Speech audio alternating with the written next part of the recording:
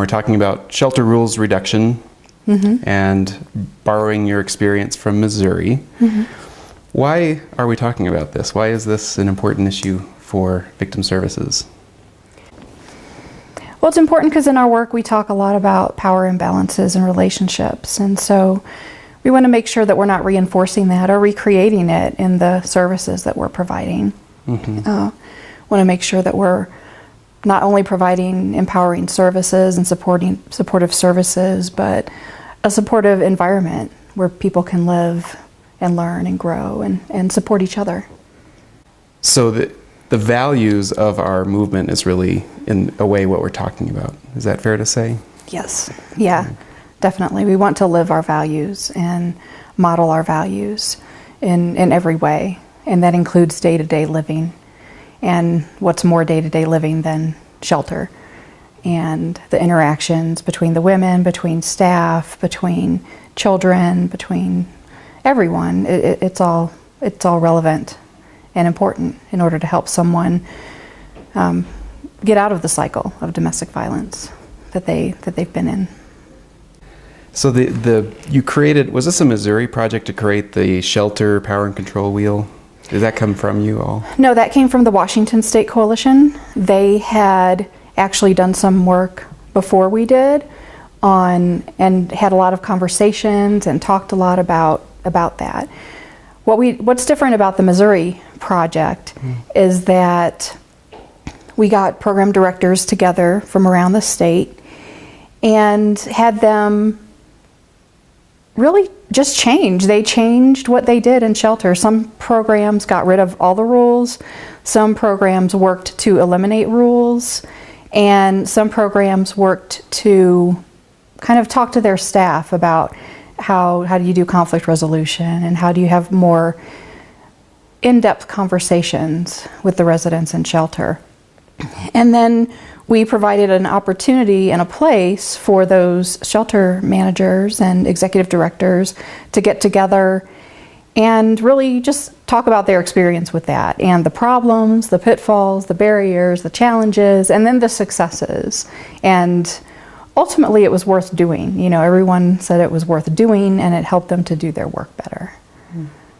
So what kind of things did they find that more enjoyable about their work, or what helped them do their work better?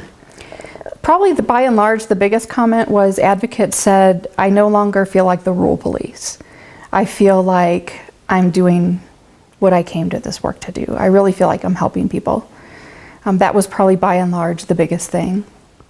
And the other is a lot of advocates said that it made their job easier, that they realized they were taking on responsibility for things as advocates that they didn't need to take responsibility for. The residents in shelter were grown women, and could make decisions and have victories and make mistakes and do whatever, but that was them. That was their responsibility. And the responsibility of the advocate was to provide the tools, the resources, the options, and the supportive environment to make that possible. And something you brought up today, which I found very interesting, is, rules are there because they're a tool for something, right? Now they may have unintended consequences of recreating the power dynamics of relationships that people are coming from. Right. But you can't just take away somebody's tool. Right. So can you say something about that? Yeah, anytime you get rid of anything, and especially something like rules, then you have to replace it with something else. And sometimes the fear is that if you get rid of the rules, you're saying anything goes. It's chaos. But that's not really true. If you're getting rid of the rules, then what you're replacing it with is structure, staff training, staff who understands dynamics of community living. But yeah, so if you're taking away the rules, then it's important that you replace it with structure, with training, with policies and procedures that are going to support your staff in what they do, because they're still going to be doing something, and it's important that they know what their job is. So if you're telling them their job is no longer to enforce rules, then what is their job?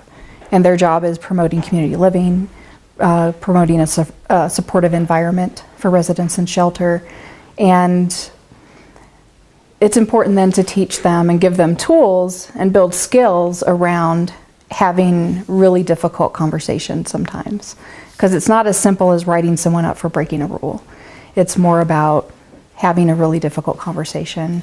If someone's really not doing what they really need to be doing to help the community and the shelter. So that's interesting. The really difficult, because we don't, I mean, it is almost like rules are a shortcut for having really difficult conversations. Right. For being in discomfort and not knowing the answer or something like that. Yeah, it's a lot easier to write somebody up than it is to say, oh, I've noticed your child's running around screaming all the time. And do you need help? Do you need help with that? Or is there a problem? Or, really getting into what is the issue? What is the problem? And are there any ways that we can help? It's a lot easier to say, Johnny was screaming down the hall and I'm going to write you up now, than to really sit down with someone and figure out where they're at. And it's interesting because we're good at advocates at talking about sitting with someone in their pain and when they're talking about the abuse. But we're not always as good at sitting with someone in their struggle with a day-to-day event. And it is a struggle that they're having. It's not that they're trying to do something wrong. It's just they're struggling.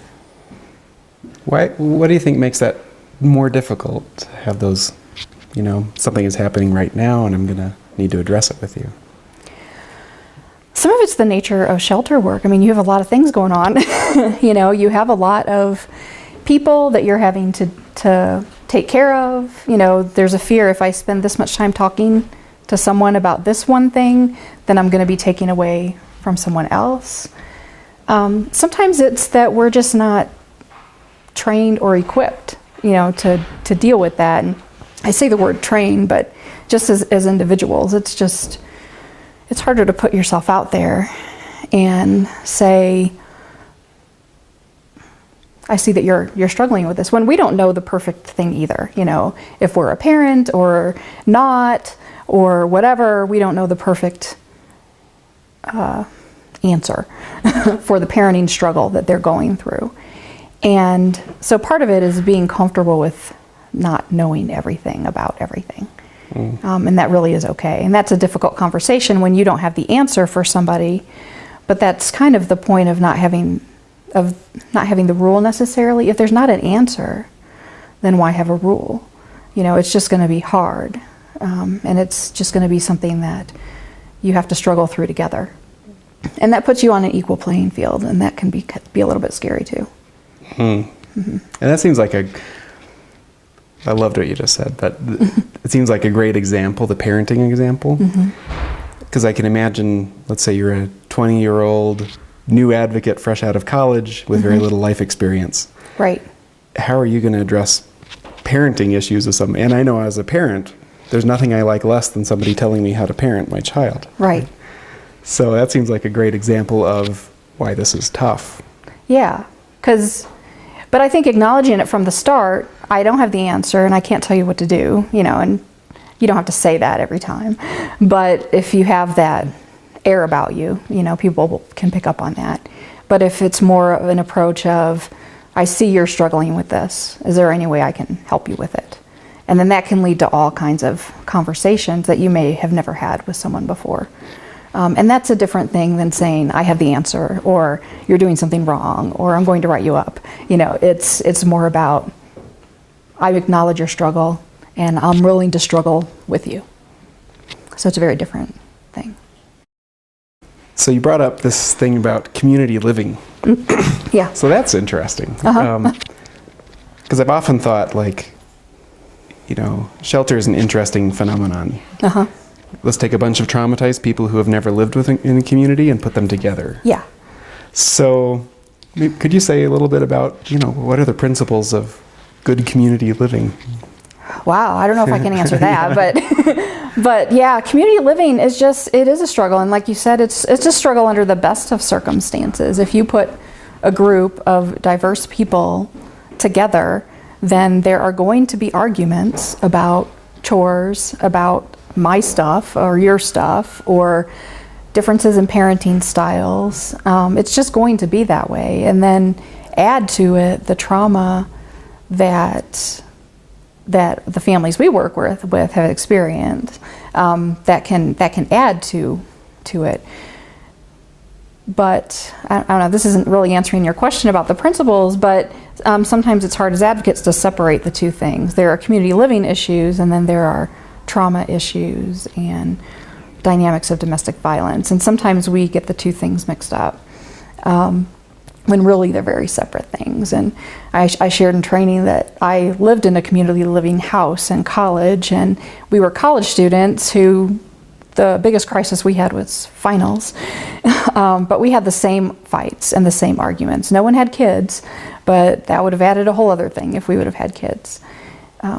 So I think, I don't know, I still don't know if I can answer principles of community living, but if I were going to try, I would probably say a lot of patience, a lot of, if possible, and this is possible in a shelter situation, you have the ability to have house meetings and communications with people. And if you have house meetings that are centered around diversity and inclusion and acceptance and kind of modeling that non-judgmental behavior with each other, then that can help foster good and strong community living.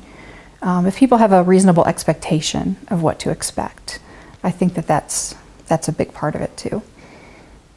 And keep separate the issue of, just because someone doesn't do chores doesn't mean they did something wrong in their relationship to be abused. Sometimes we can victim blame without really or without knowing we're doing it or meaning to do it, but by making someone feel like they're not living in community well, they could feel like, well, maybe they deserved somewhat what they got. I don't want to make that too strong, but it could be there,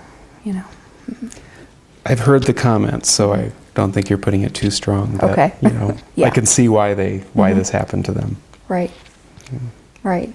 Yeah, that's messed up. I don't know what else to say about it, but it's just, people have different personalities, and some people get along with people better than others, but that doesn't have anything to do with the dynamic in their relationship. It just is part of living.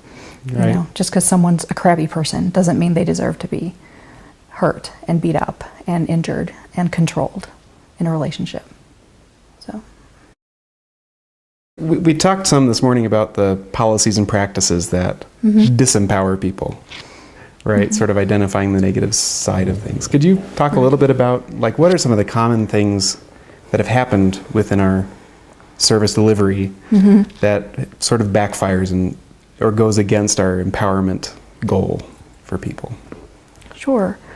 Well, some that, we just mentioned one is, by blaming people or by enforcing rules, then sometimes that reinforces the abusers saying, well, you broke the rules. Abusers have all kinds of rules for their spouses or significant others or whoever they're in a relationship with. And people get in trouble for breaking the rules all the time. And so by having a lot of rules that seem kind of arbitrary to someone coming in, they may make sense to you, but it may seem arbitrary to someone coming in, then that definitely reinforces to them that they did something wrong in the relationship by breaking the rules. Some other things that it's easy to do because as staff you have a lot going on, there are a lot of things coming at you. Sometimes we can come off as not listening or being distracted, not validating what the person's going through at that moment in time. Maybe they are having a parenting issue or a conflict with another resident, but because there's so many other things going on, it's hard to focus on that thing. But that's important to the person at the time, so it's important that we're able to focus on those things. So those are some of the things. Interrupting, it's really easy.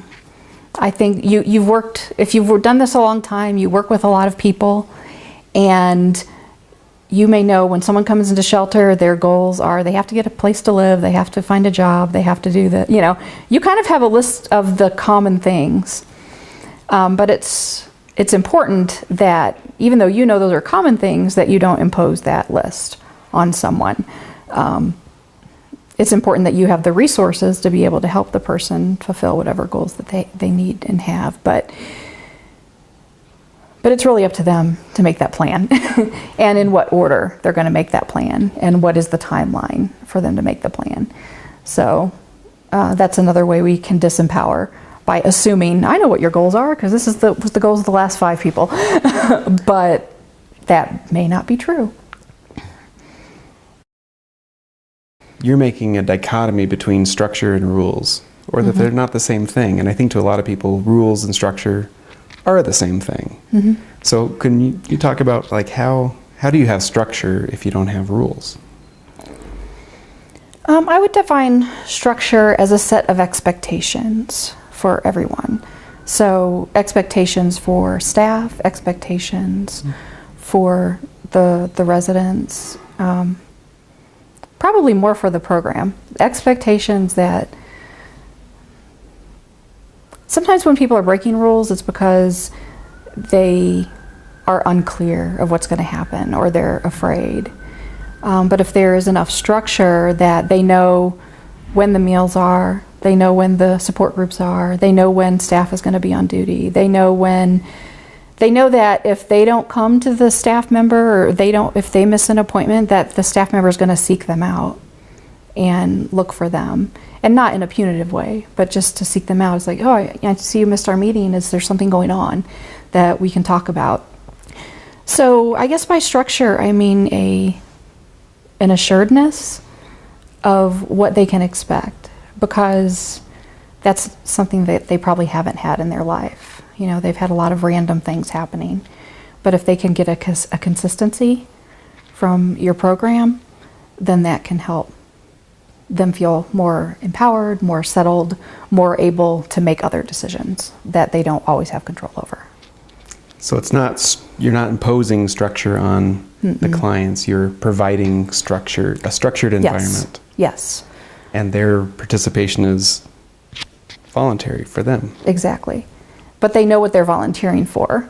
You know, there might be a lot of different options for them, but that structure is there no matter what.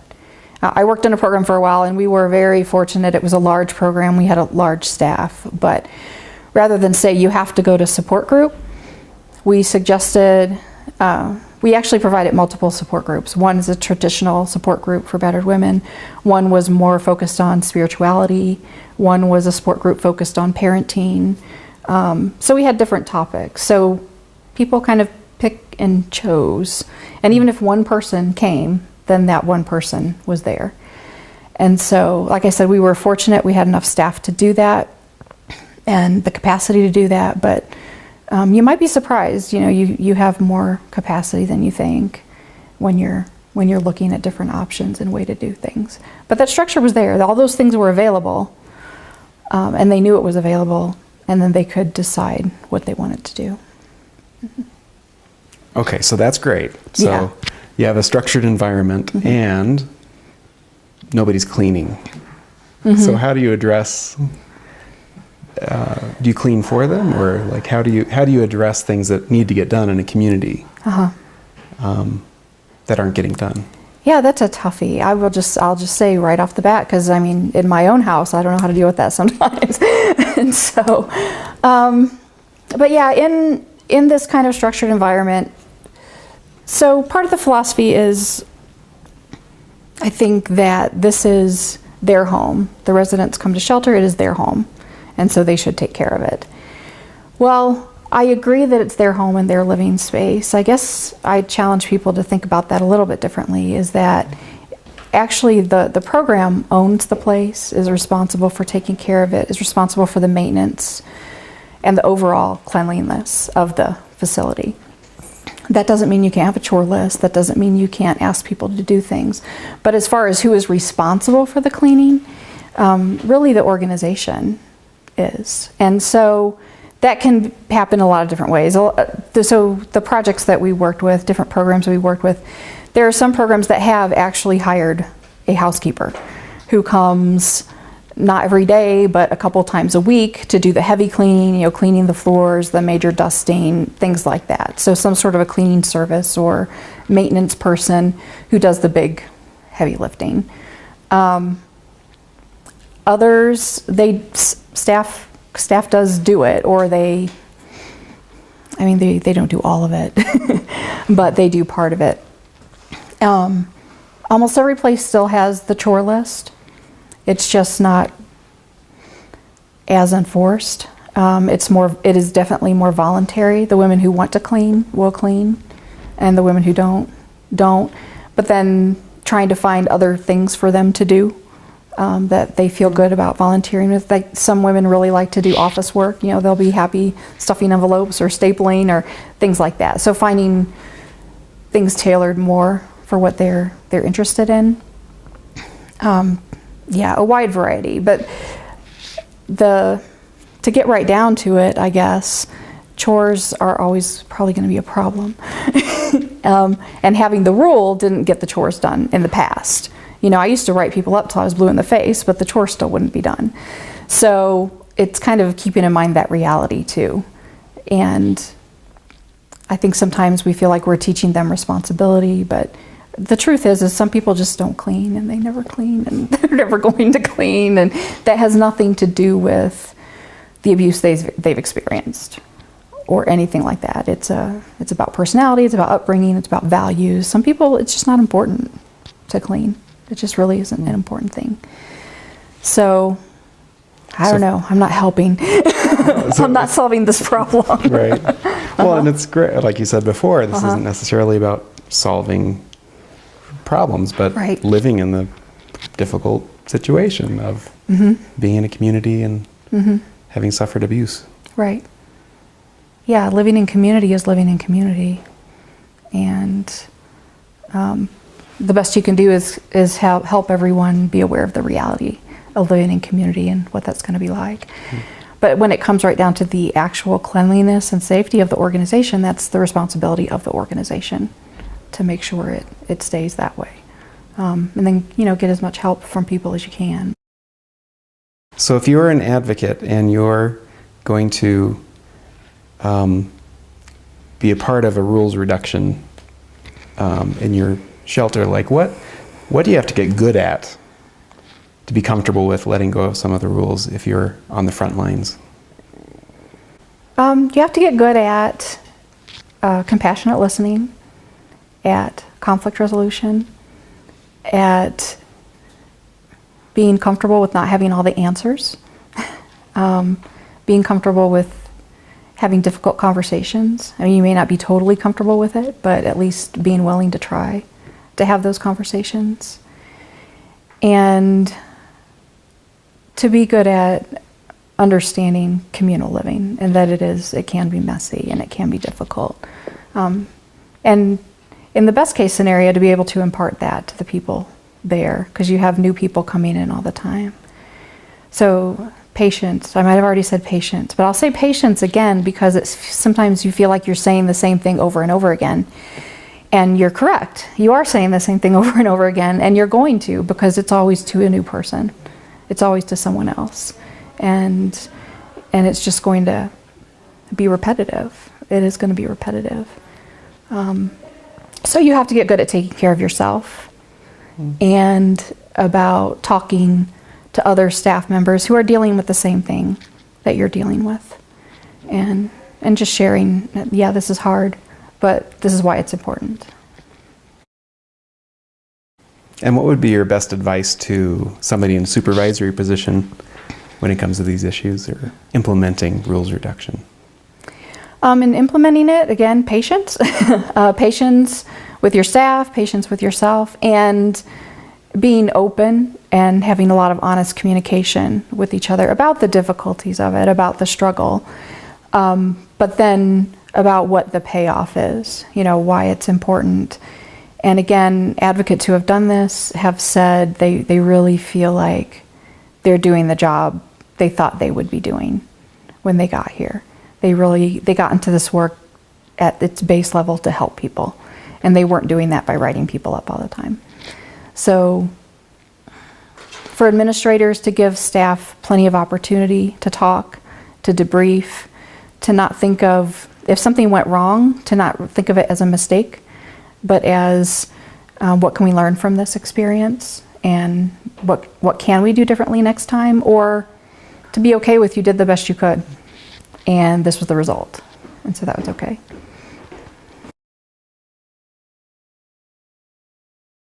You mentioned this great thing about grieving. Oh yeah. That sometimes advocates see that they have been sort of doing the thing they didn't want to do. Mm-hmm. So for administrators to be aware and ready for maybe staff and maybe themselves having a grieving process once they've started this, or a time of grieving where they realize, I may have been controlling in the past, or I may have hurt someone, or I may have done something that disempowered someone, but then like kind of the permission to move on from that. And you can't necessarily make up for what you've done in the past, but what can you do from this day forward? And then to focus on that.